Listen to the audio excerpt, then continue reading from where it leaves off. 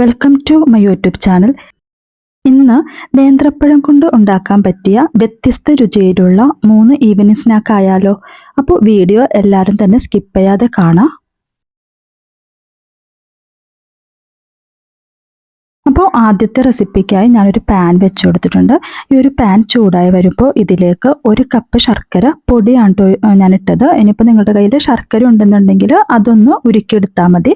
പിന്നെ അവൽ ചെറുതായി ഒന്ന് പൊടിച്ചത് 1/4 കപ്പോളം ചേർത്ത് കൊടുത്തിട്ടുണ്ട്. പിന്നെ വേണ്ടത് തേങ്ങയാണ് കേട്ടോ. 1 കപ്പോളം തേങ്ങ ചിരകിയതും കൂടി ചേർത്ത് നല്ലതുപോലെ ഇതൊന്ന് മിക്സ് ചെയ്തെടുക്കാം. 2 മിനിറ്റോളം ഇതൊന്ന് റോസ്റ്റ് ചെയ്തെടുക്കാം കേട്ടോ. പിന്നെ ഇതിലേക്ക് ഏലക്കാപ്പൊടി ചേർത്ത് കൊടുക്കാം. ഞാനിവിടെ ഏലക്ക ചതച്ചതാണ് കേട്ടോ ചേർത്തത്. പിന്നെ വേണ്ടത് നെയ്യാണ്. നെയ്യ് 1 ടേബിൾ സ്പൂണോളം ചേർത്ത് കൊടുക്കുന്നുണ്ട്. എന്നിട്ട് ഇതെല്ലാം കൂടി നല്ലതുപോലെ ഒന്ന് മിക്സ് ചെയ്യാം. അപ്പോൾ ഇതുപോലെ ഒന്ന് വിട്ട് വരുന്ന ഒരു പരുവമാവുമ്പം ഫ്ലെയിം ഒന്ന് ഓഫ് ചെയ്ത് കൊടുക്കാം കേട്ടോ. ഇനി ചൂടാറി കഴിയുമ്പം ഇതുപോലെ ചെറിയ ചെറിയ ഉരുളകളാക്കി എടുക്കാം.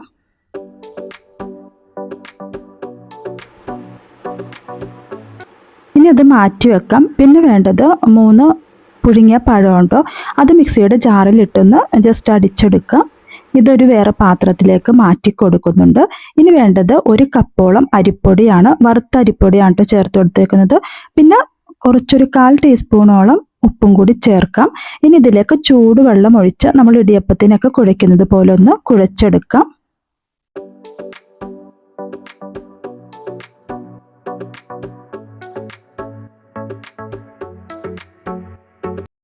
കുറച്ച് വെളിച്ചെണ്ണയും കൂടി ചേർത്ത് കൊടുത്തിട്ടാണ് കുഴച്ചത്. അപ്പോൾ ദാ ഇതുപോലെ കുഴച്ചെടുത്തിട്ടുണ്ട്.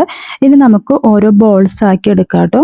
അപ്പോൾ ദാ കുറച്ച് വലിയ ബോൾസ് ആക്കുന്നുണ്ട്. എന്നിട്ട് ഇതിൻ്റെ നടുക്കായിട്ട് കുറച്ചൊരു സ്പേസ് കൊടുത്തിട്ട് നമ്മൾ നേരത്തെ മാറ്റി വെച്ച ആ ഒരു ഉരുളയുണ്ടല്ലോ, അത് ഇതിൻ്റെ ഉള്ളിലായിട്ട് വെച്ച് കൊടുത്തൊന്ന് പ്രസ് ചെയ്ത് കൊടുക്കാം. ഇതിപ്പോൾ നല്ലതുപോലെ ചേർന്നിരിക്കാൻ വേണ്ടി നമ്മൾ ജസ്റ്റ് ഒന്ന് വെള്ളത്തിലൊന്ന് കൈ ഡിപ്പ് ചെയ്തതിന് ശേഷം ഒന്ന് റോളാക്കി കൊടുക്കുകയാണെങ്കിൽ നല്ല ഷേപ്പോട് കൂടി കിട്ടും കേട്ടോ. അപ്പോൾ ഇതിങ്ങനെ വിട്ട് പോവുകയാണെങ്കിൽ ജസ്റ്റ് വെള്ളത്തിലൊന്ന് കൈ ഡിപ്പ് ചെയ്യുക. എന്നിട്ട് ഇതുപോലെ ഒന്ന് ഷേപ്പാക്കി എടുക്കുക കേട്ടോ. അപ്പോൾ ഇതുപോലെ എല്ലാം ഞാൻ ചെയ്തെടുക്കുന്നുണ്ട്. ഇനിയിപ്പോൾ ഒരു പാത്രം, ആവി വരുന്ന പാത്രം ഉണ്ടല്ലോ, അതിലേക്ക് ഇത് മാറ്റി ഒരു 15 മിനിറ്റോളം ഒന്ന് സ്റ്റീം ചെയ്തെടുക്കാം. അപ്പോൾ 15 മിനിറ്റിന് ശേഷം നമുക്ക് അടുപ്പിൽ നിന്ന് എടുക്കാം കേട്ടോ. പിന്നെ നല്ലൊരു ഈവനിങ് സ്നാക്കാണ് ഇത്. കുട്ടികൾക്കൊക്കെ ഒരുപാട് ഇഷ്ടപ്പെടും. നല്ല സോഫ്റ്റ് ആണ്. പിന്നെ നല്ലൊരു പഴം കൊഴുക്കട്ട റെസിപ്പിയാണ്. എന്തായാലും ട്രൈ ചെയ്ത് നോക്കണം കേട്ടോ. അടുത്തത് പഴം കൊണ്ടൊരു കേക്കാണ് കേട്ടോ. ഇതിനായിട്ട് ഞാൻ 1 കപ്പ് റവയാണ് എടുത്തിരിക്കുന്നത്. ഇത് നല്ലതുപോലെ ഒന്ന് പൊടിച്ചെടുക്കാം. അപ്പോൾ ഇതാ പൊടിച്ചെടുത്തിട്ടുണ്ട്. ഇനി ഇതിലേക്ക് 2 പഴമുണ്ടോ, ഇത് പുഴുങ്ങിയതല്ല, പച്ചപ്പഴം തന്നെയാണ് ചേർത്ത് കൊടുക്കുന്നത്. 2 പഴം ചെറുതായി കട്ട് ചെയ്തത് കൂടി ഇതിലേക്ക് ചേർത്ത് കൊടുക്കാം. ഇനി വേണ്ടത് 2 മുട്ടയാണ്. അതും കൂടി ഇതിലേക്ക് ചേർക്കുന്നുണ്ട്.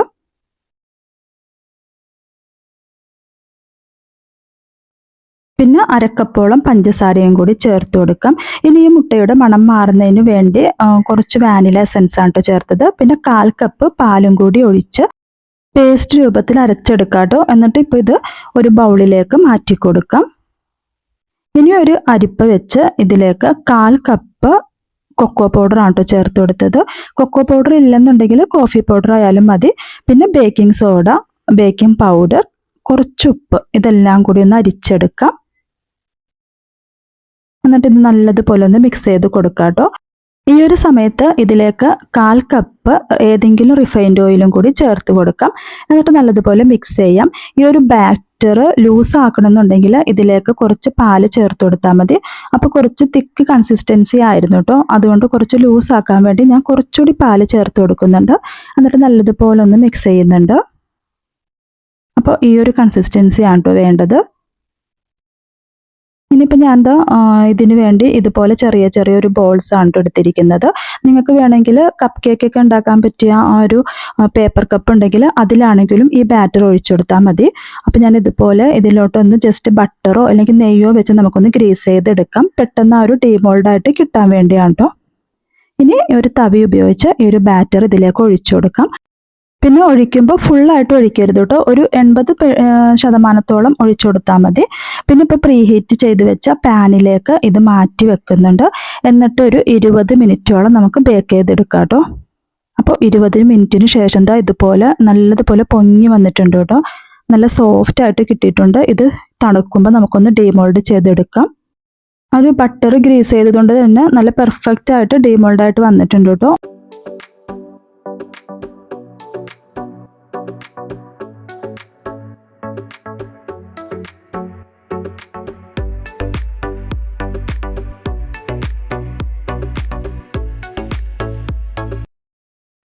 ഇനി അടുത്ത സ്നാക്കിനായിട്ട് ഒരു മിക്സിയുടെ ജാറിലേക്ക് 2 പഴം ചെറുതായിട്ടൊന്ന് അരിഞ്ഞെടുക്കാം കേട്ടോ. ഇനി ഇത് അടിച്ചെടുക്കാം. ഇനിയിപ്പോൾ ഒരു പാനിലേക്ക് 3/4 കപ്പോളം ശർക്കര ചേർത്ത് കൊടുക്കുന്നുണ്ട്. പിന്നെ കുറച്ച് വെള്ളം കൂടി ചേർത്ത് കൊടുക്കാം കേട്ടോ, പെട്ടെന്ന് ശർക്കര ഉരുകി വരുന്നതിന് വേണ്ടി.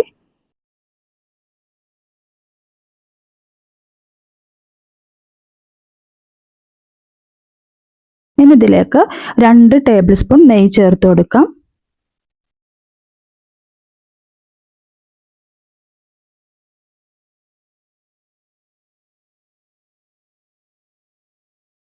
ഇനി ഇതിലേക്കൊരു ഫ്ലേവറിന് വേണ്ടി ഏലക്കാപ്പൊടിയോ അല്ലെങ്കിൽ ജീരകത്തിൻ്റെ പൊടിയോ ചേർത്ത് കൊടുക്കാം. ഞാനിവിടെ ജീരകത്തിൻ്റെ പൊടിയാണ് ചേർത്ത് കൊടുത്തത്.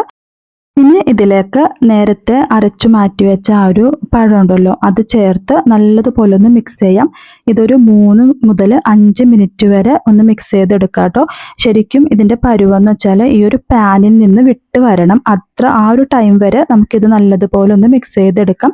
പിന്നെ ഇതിലേക്ക് ഒരു ടേസ്റ്റിന് വേണ്ടി മാത്രം ഓപ്ഷണലാണ്, ഞാൻ കുറച്ച് ഡെസിക്കേറ്റഡ് കോക്കനട്ടും കൂടി ചേർത്ത് കൊടുത്തിട്ടുണ്ട്. ഇനി ഈ ഒരു പാനിൽ നിന്ന് വിട്ട് വരുന്നത് വരെ നമുക്കിതൊന്ന് കുക്ക് ചെയ്തെടുക്കാം കേട്ടോ. അപ്പോൾ കണ്ടിന്യൂസ് ആയിട്ട് ഇളക്കി കൊടുത്തുകൊണ്ടിരിക്കാം.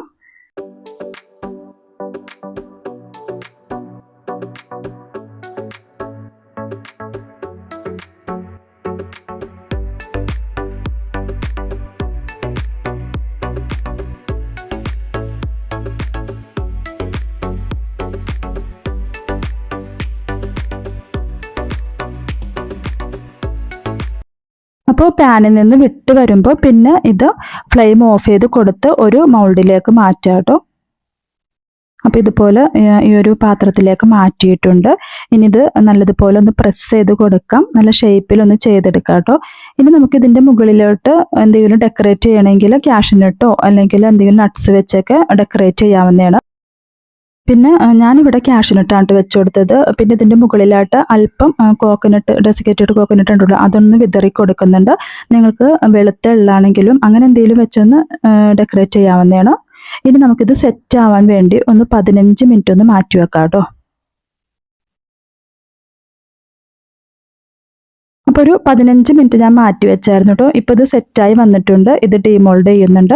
എന്നിട്ട് നമുക്കിത് ഇഷ്ടമുള്ള ഷേപ്പിലൊന്ന് കട്ട് ചെയ്തെടുക്കാം കേട്ടോ. അപ്പോൾ നല്ല ടേസ്റ്റി ആയിട്ടുള്ളൊരു ബനാന ഹൽവ റെസിപ്പിയാണ്. ആ ഒരു നെയ്യൊക്കെ ഇട്ടത് കൊണ്ട് തന്നെ നല്ലൊരു സ്മെല്ലാണ് വരുന്നത്. അപ്പം നല്ല ഹെൽത്തിയാണ്, കുട്ടികൾക്കൊക്കെ ഒരുപാട് ഇഷ്ടമാവുന്ന ഒരു ഈവനിങ് സ്നാക്കാണ്. എന്തായാലും ട്രൈ ചെയ്ത് നോക്കാം.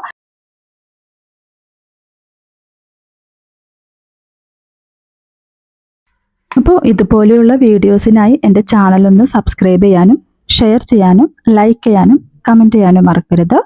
അടുത്ത വീഡിയോയുമായി കാണുന്നത് വരെ ബൈ.